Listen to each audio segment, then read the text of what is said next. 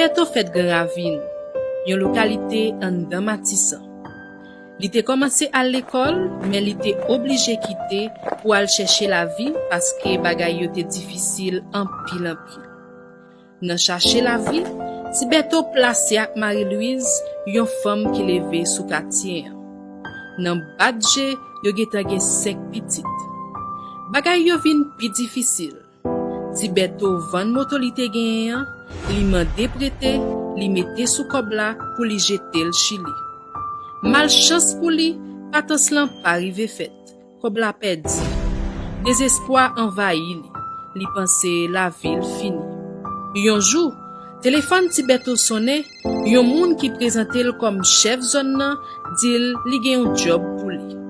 Li mande Tibeto pour rejoindre li nan équipe li parce que élection rive, yo gen yon candidat yo pral mette chef.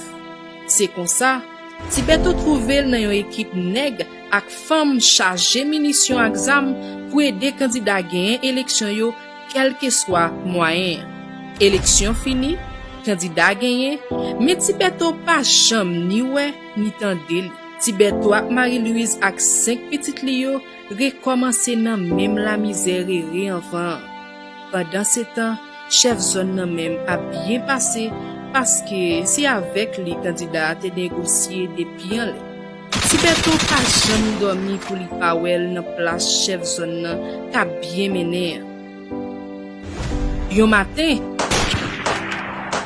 li kouri nouvelle gaye, Tibeto c'est nouveau chef zone parce que li touye chef qui t'a bien passé a pendant li même li t'a souffri ak zam ak munition nan men li.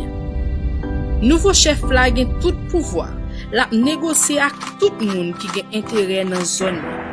Tibeto gen munition ak zam ak gogo, li pare pour touye ak éliminer tout moun qui vle vin menacer autorité li. Jou ale jou vini, Tibeto vin pi puissant chaque jour pi plus, li négocie ak grenèg, li négocie ak gros chef nan l'état. Tibeto recruter soldat li pour défendre intérêt patron yo. Tibeto touye adversaire li, même Jean li gen soldat pal tout qui mouri, mais li fait job la ak toute force li. Et c'est comme ça, Tibeto tourne pi gros chef nan zone. En face la tout, gen l'autre chef, et c'est comme ça depuis gen intérêt qui pas même Tibeto mare zami. L'autre chef la mare zami. Les âmes marées comme ça, moun mouri dans tout camp, civil mouri, moun pa ka mene activité yo. Gen yon pile moun qui quitte zone.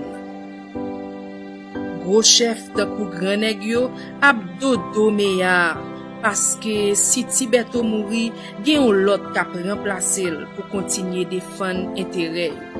Mais comme c'est Matissan, rigole san yo arrivé dans montagne.